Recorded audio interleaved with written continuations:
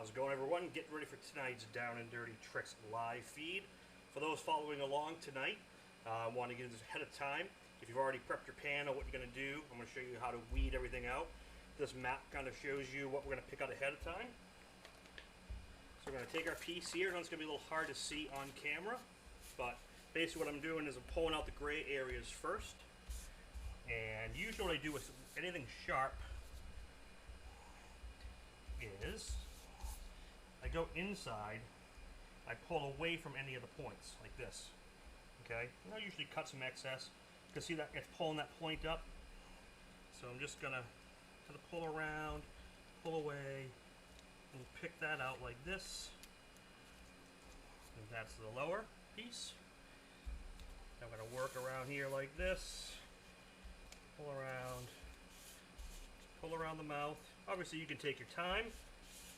You want to keep this a little short. Basically pull that out ahead of time. This is going to make it, you don't have to, you can stick the whole thing on first if you choose. That's all you're going to do. You're going to pull that out, pull this out, make sure everything's there. Now what you're going to do is you're going to, well, obviously I'm going to pull this extra. And then you're going to put transfer tape over the whole thing. And the transfer tape, we're going to put it on that. I'm going to do that right now. So I got my squeegee here.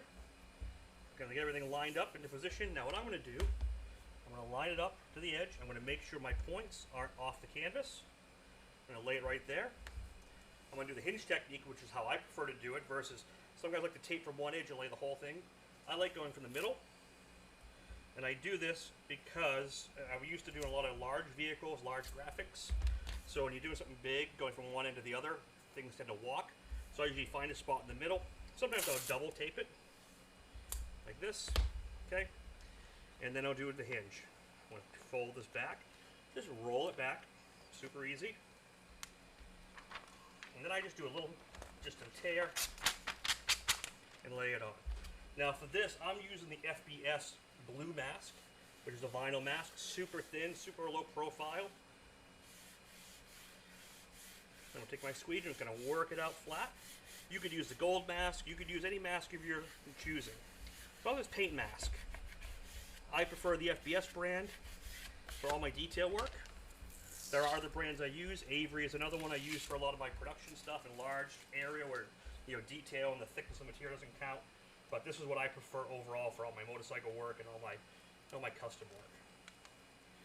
So I pulled the hinge out just now. Don't leave that in there or you'll trap a section of vinyl. Now I'm rolling back the other side.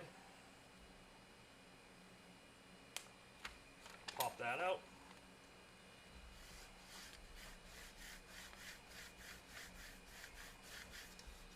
Lay this into position.